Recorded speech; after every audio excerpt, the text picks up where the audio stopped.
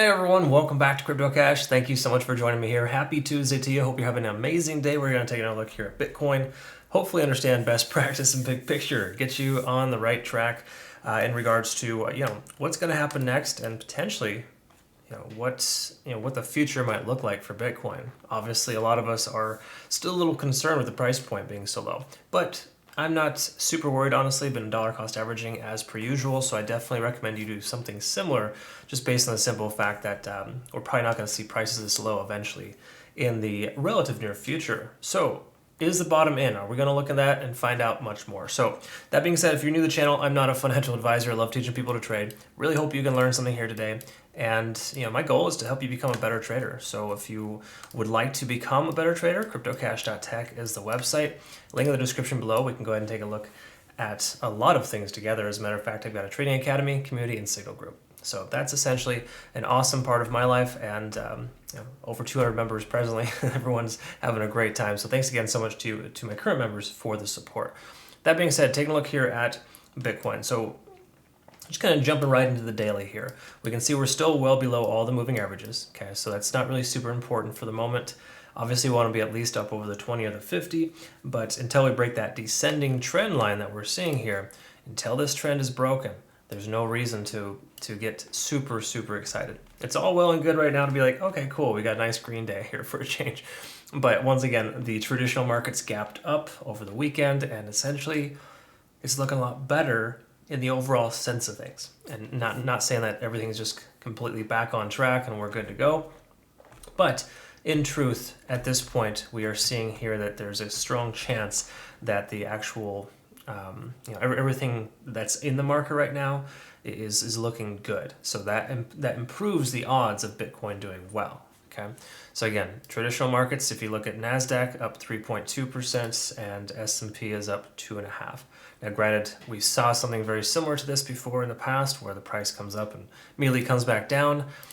That could still happen. I'm not here to analyze that, but I can tell you though that Bitcoin is falling fairly relative to those markets. So just the more you understand that, the better. All right, so taking a look here though at the daily. In fact, why don't we, let's just go ahead and start with the monthly as per usual, right? We want to make sure we get a good, firm understanding of where we're at. So here's the great thing so far. Again, right here at about 21,500, we've got that 50-day SMA on the monthly.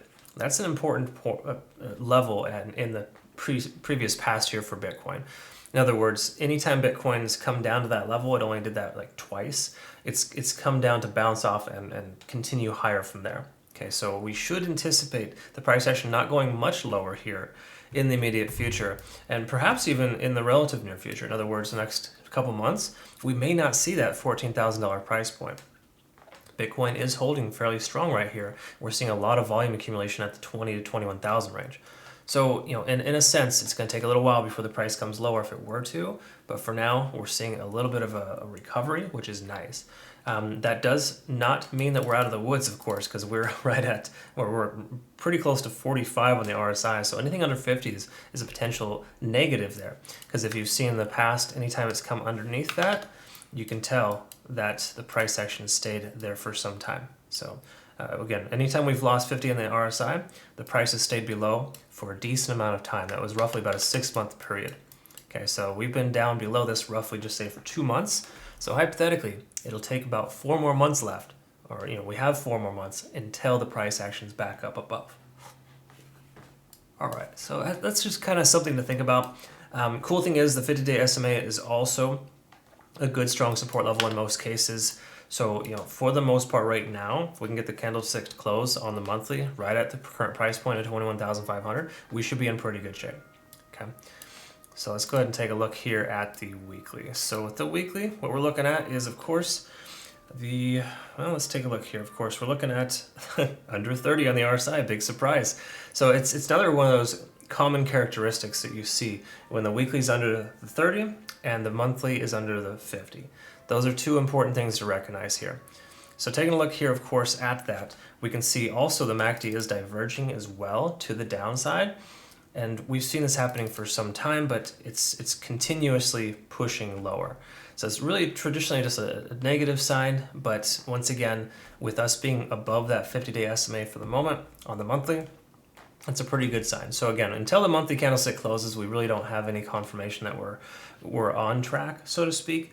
But for now, we can kind of anticipate and see that we're obviously well below these traditional, moving averages, as well as specific key level indicators, just as the RSI under 30. Okay, so again, what that basically is just telling us in summary is that we're still completely bearish and that we shouldn't be super excited about this little increase we see here so far, but it's a good start. Okay, it's a good start. All right, so let's take a look at the daily. So here's something that's a positive, right? Because what happens on the daily translates to the weekly and so on, right? So smaller stuff adds up to become bigger stuff. In this regard here, what we can see is on the daily, which I find to be a very beneficial time frame, you can see that we're back up over 30 on the RSI. Say we're under that for roughly about a full week, and now we're back up above. Now that's a very good sign because that does imply that we should have a support level in the relative range of 20 to 21,000. So if the price were to try to come back down, we may actually see a bounce and the price continuing higher. Okay, so just keep in mind that that is a positive thing here. But other than that, of course, we're not up above back any of the moving averages yet. It's going to be a little while before we bridge that gap. And we do have a MACD convergence forming. This hasn't happened just yet, but it does look like the bears are starting to lose control. Okay? And that's a good sign in most cases to see that happening on the daily. That's a very, very positive thing. Same thing as well, you could say with the 4 hour, because anytime the 4 hour is up over 50 on the RSI, we're typically stay there for some time. In other words, we've been under 50 on the RSI on the 4 hour for about 2 weeks now. So now we're back up above. There's a great chance we could stay above for some time. Granted, we've had some interesting behaviors in the past where the price shoots up and then rejects. Of course, that was when the price point was up in the 30,000 range. But for right now, I would say a celebratory up over 50 on the RSI is a positive thing. And of course, the MACD is still converging. Just keep in mind, this is a lot of momentum, and it's been happening for a few days now, right? So even though obviously, we've seen this happening for about 3 days straight, it's one of those things that we got to recognize the fact that we're getting to this, I wouldn't say overexhausted today. I think we got a reset on TD sequential, if I'm not mistaken. Yeah, we did. So we can see this here. You can see we got all the way up to a 9.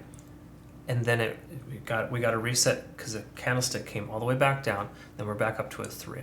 So what this is basically telling us here is that we got enough time in this range here between 20,000 and 21,000 to get that consolidation and to effectively allow for us to get that reset. So we're 3 4-hour candlesticks, basically 12 hours into a potential 36-hour continuation to the upside.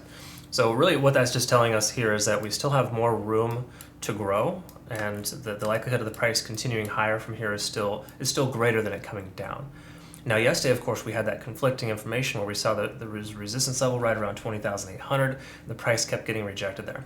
But it did effectively break that level. So if you can see here, the price comes up above, comes down to test it, and then it bounces off. It's kind of like when you see an all-time high getting broken. It'll always reaffirm itself at that previous resistance level for a couple of hours or a few hours, and then it continues higher.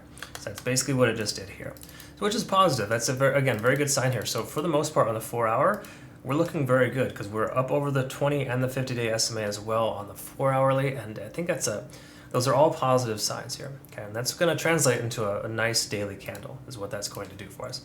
Looking at the hourly though, let's go ahead and see here if there's any type of exhaustive state or just generally where we're at here. We are doing pretty good actually. So we hit a 9 here previously, and then we came up to a 7, got a reset, back up to a 6, now a 3. So honestly, there's not a lot of problems that I see here with this. This is actually very healthy.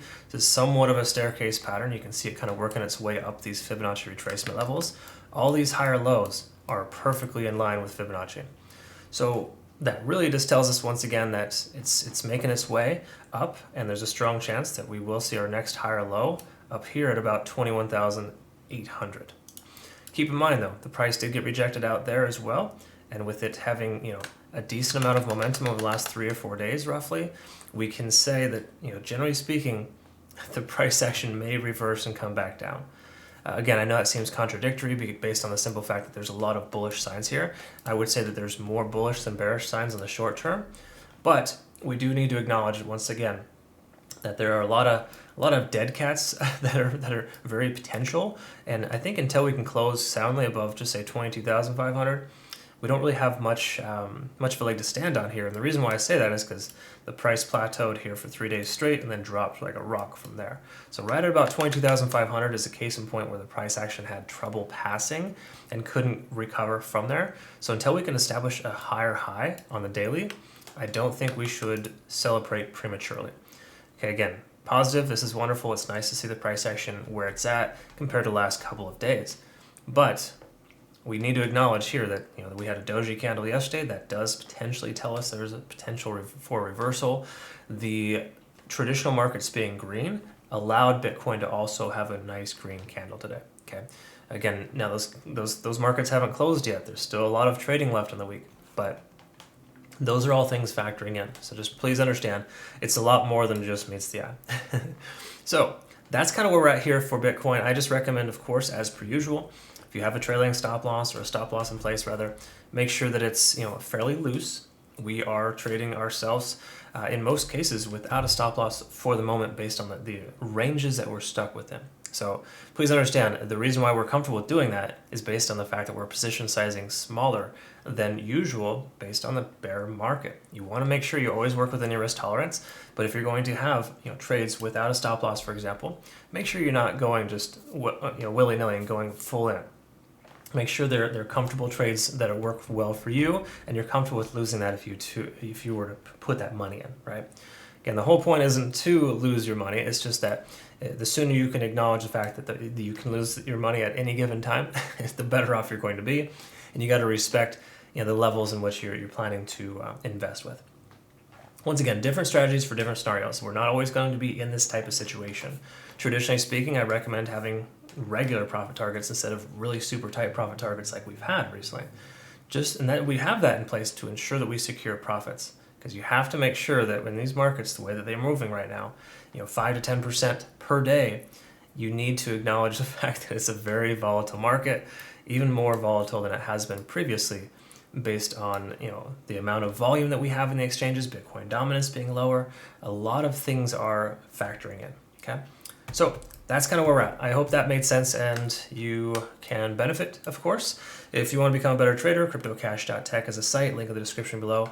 I do look forward to working with you. I do also offer, I forgot to mention this, apologize, military and third world country discounts. Those are available. Go ahead and just message me direct. Use the contact information below. I'll never message you direct or solicit you. Please understand that I am not one of the trolls in the comments section down below. All right. Hope you have a great rest of your day. Thanks so much for your time. We'll see you in the next one. Take care.